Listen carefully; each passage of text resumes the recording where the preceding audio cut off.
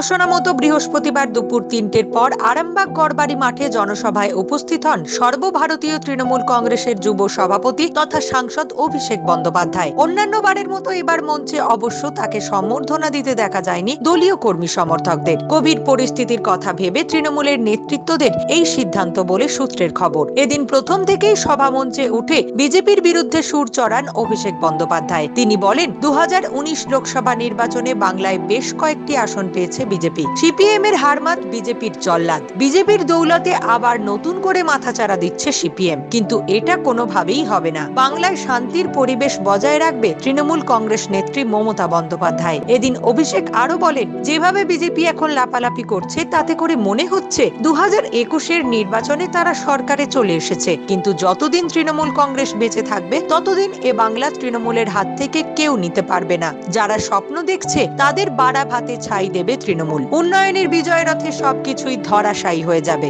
আজকে আমি শুধু আপনাদের বলে যাব, ২০১৯ সালে বিজেপি কয়েকটা জায়গায় মুষ্টিমেয় কিছু আসন পাওয়ার পরে আর আরামবাগ সাব ডিভিশনে সিপিএম এর যে হারমাত আর জল্লাদরা ছিল, যারা ৬ বছর বাড়ি থেকে বেরোতে পারেনি মমতা ব্যানার্জি ক্ষমতা আসার পর থেকে, এখন নরেন্দ্র মোদী, অমিত শাহ আর বিজেপির দিলীপ ঘোষের পায়জামা ধরে ঝুলে ভাবছে তৃণমূল কংগ্রেসকে রাজনৈতিকভাবে পরাস্ত করা যাবে আর ভয় দেখিয়ে এলাকায় সন্ত্রাস ছড়িয়ে মানুষকে ভুল বুঝিয়ে এলাকা উত্তপ্ত বা অশান্ত করা যাবে।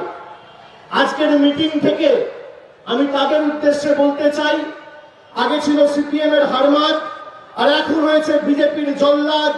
তৃণমূল কংগ্রেসের মমতা ব্যানার্জি যতদিন আছে হারমাতরা বাড়িতে থাকবে আর তৃণমূল কংগ্রেসের উন্নয়নের বিজয় রথ রাস্তায় ছুটবে, উন্নয়ন ত্বরান্বিত থাকবে।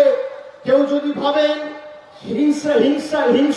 হিংসা ফিরিয়ে আনবেন, কেউ যদি ভাবেন সন্ত্রাস ফিরিয়ে আনবেন, কেউ যদি ভাবেন আবার এই আরামবাগ সাব ডিভিশন অনিল বসুদের নেতৃত্বে যেভাবে বিজেপির হারমাতরা উত্তপ্ত করেছিল সেই কালো দিন ফিরিয়ে আনবো, তাদের বাড়া ভাতে ছাই দেওয়া শুধুমাত্র সময়ের অপেক্ষা।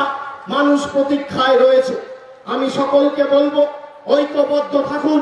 আমাদের নেতারা ইতিমধ্যে বলেছে, আমাদের মুখ্যমন্ত্রী বারবার বলেছে যে উন্নয়নের বিজয় রথ বাংলার প্রত্যেক প্রান্তে পৌঁছাবে।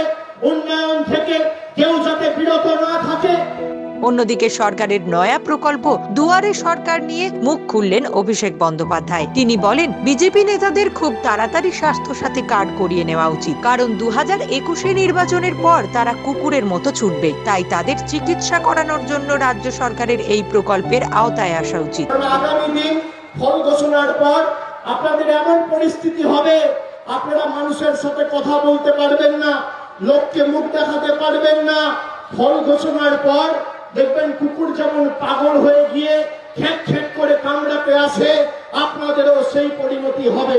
আমি সেই কারণে বলি, আগে থেকে স্বাস্থ্য সাথী কার্ড করে রাখুন।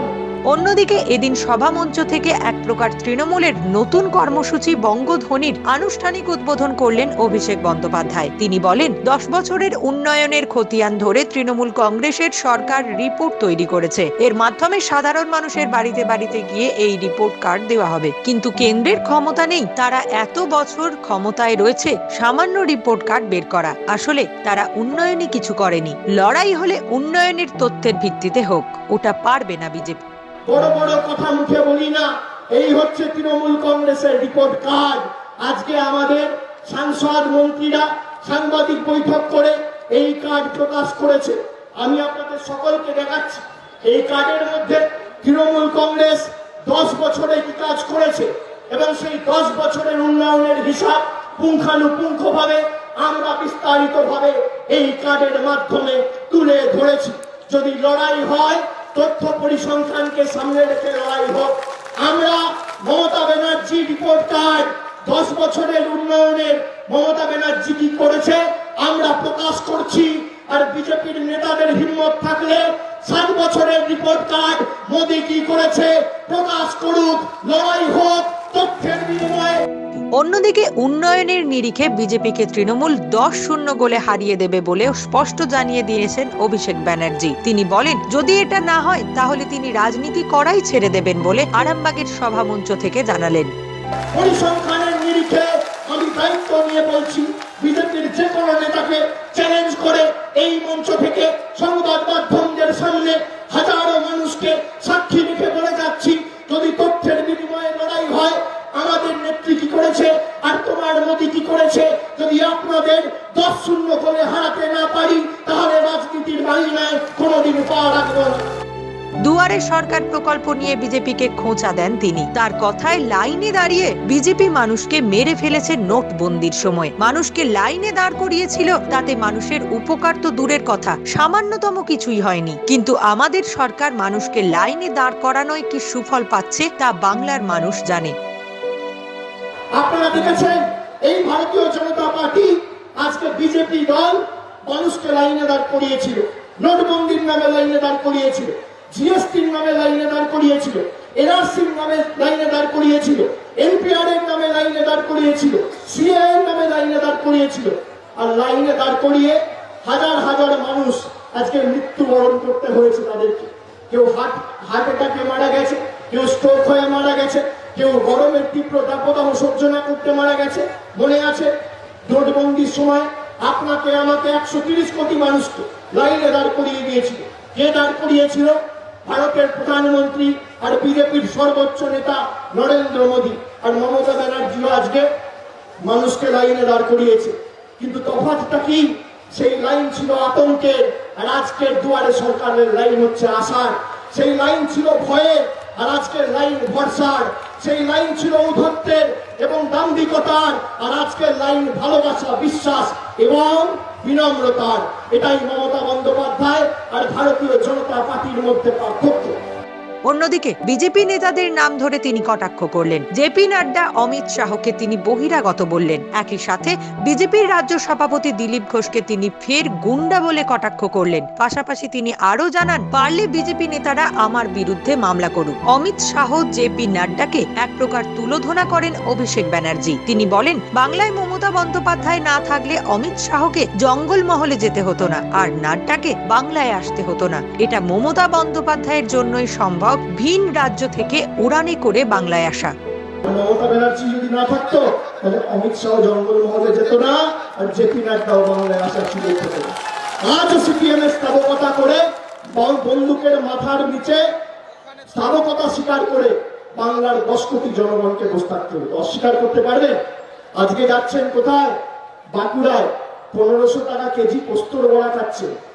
খোঁজ নিয়েছিলেন 10 বছর আগে এরা কেমন ছিল, কি অবস্থায় ছিল, কি পরিস্থিতিতে ছিল?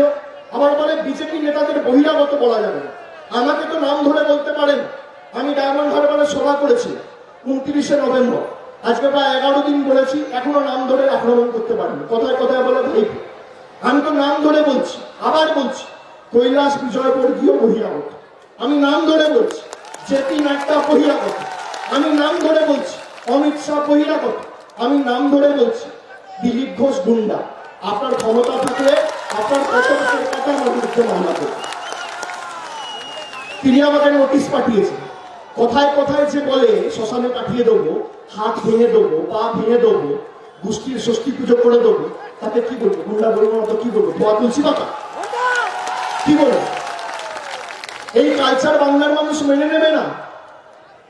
কোথায় কোথায় আবার বলছে আমরা নাকি গুন্ডামি করছি। অন্যদিকে ডায়মন্ড হারবারের বিজেপি সর্বভারতীয় সভাপতি জেপি নাড্ডা সহ বিজেপির হেভি ওয়েট নেতাদের গাড়িতে ভাঙচুর চালানো হয়। ঘটনাকে ঘিরে কার্যত উত্তাল হয়ে ওঠে গোটা রাজ্য। এই ইস্যুতে গর্জে ওঠেন অভিষেক বন্দ্যোপাধ্যায়। তিনি বলেন, এই বিজেপি নেতাদের দেখা যায়নি লকডাউনে। তৃণমূল কংগ্রেস মানুষের পাশে দাঁড়িয়েছে। এই ধরনের ঘটনা সাধারণ মানুষের ক্ষোভের বহিঃপ্রকাশ বলে দাবি করেন তিনি। আজকে বিজেপি জেপি নাড্ডা এসে ডায়মন্ড হারবারে গিয়ে দাঁড়ায় পড়েছে। তা আমি কি করতে পারি? সাধারণ মানুষের ক্ষোভের বহিঃপ্রকাশের দায়িত্ব তো আমার নয়। লকডাউনের সময় মানুষের খোঁজ নেননি আপনারা।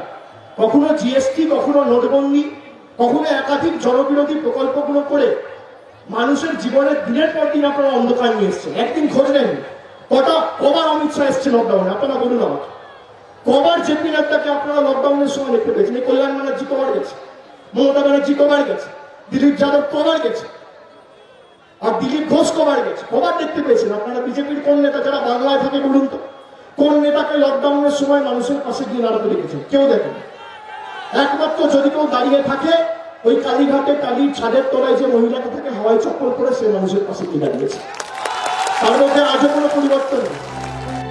এদিনের এই সভামঞ্চ থেকে 2021-এর বিধানসভা নির্বাচনের দামামা বাজিয়ে দিলেন অভিষেক বন্দ্যোপাধ্যায়। তিনি বলেন, 2021 সালে তৃণমূল কংগ্রেস 185টি আসন নিয়ে বাংলায় ক্ষমতায় এসেছিল। 2016-তে অনেক কুৎসা করা হয়েছে, কিন্তু তাতে তাদের আসন কমেনি, বরং 185 থেকে আসন বেড়ে হয়েছিল 211। এবারেও 2021 সালে 225টির বেশি আসন নিয়ে ফের ক্ষমতায় আসবে মমতা বন্দ্যোপাধ্যায়ের সরকার। পাশাপাশি হুগলি জেলায় 18টি বিধানসভায় তৃণমূল কংগ্রেসকে জেতাতে হবে বলে সভামঞ্চ থেকে দলীয় নেতৃত্বকে টাস্ক দিয়ে গেলেন অভিষেক বন্দ্যোপাধ্যায়।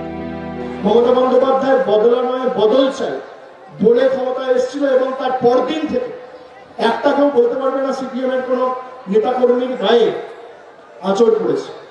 2011 সালে 185টা আসন মমতা ব্যানার্জি জিতেছিল, তারপরেও কুৎসা হয়েছে। 2011 থেকে 2016 মনে আছে কত কিছু করেছিল, সারদা নারদা একাধিক সেই স্টিম অপারেশন বার করে মমতা ব্যানার্জিকে পুরস্কৃত করার জন্য। কিন্তু ফলস্বরূপ কি হলো? 2011 185 হয়ে গেল, 2016-তে 211, আর এখন কুৎসা করছে। দেখবেন 2025 পার করে দেবে, 2021 225 পার করে দেবে। 225-এর বেশি আসন মমতা ব্যানার্জি পাবে, কেউ আটকাতে পারবে। আর আপনাদের কথা দিতে হবে যে হুগলি থেকে 18টা আসনের মধ্যে 18টাই আমাদের জেতাতে হবে। নিজেদের স্বার্থে ভোট দিন, কন্যাশ্রী যাতে আগামী দিন চলে সেই জন্য ভোট দিন, যাতে যুবশ্রী যুবক ভাইয়েরা পায় সেই জন্য দিন, যাতে সবাই ফ্রিতে রেশন পায় সেই জন্য দিন, যাতে বিনামূল্যে সবাই শিক্ষা পায় সেই জন্য দিন, যাতে বিনামূল্যে সকলের চিকিৎসা করানো সম্ভব হয় সেই কারণে দিন।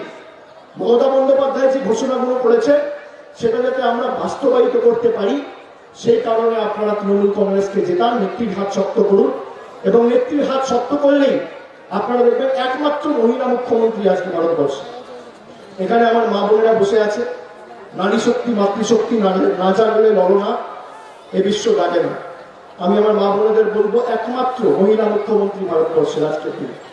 সেই মহিলাটাকে সরানোর জন্য, হারানোর জন্য, বদনাম করার জন্য, কালিমালিপ্ত করার জন্য, পুরস্কৃত করার জন্য উঠে পড়ে দিল্লির বড় বড় নেতারা লেগেছে।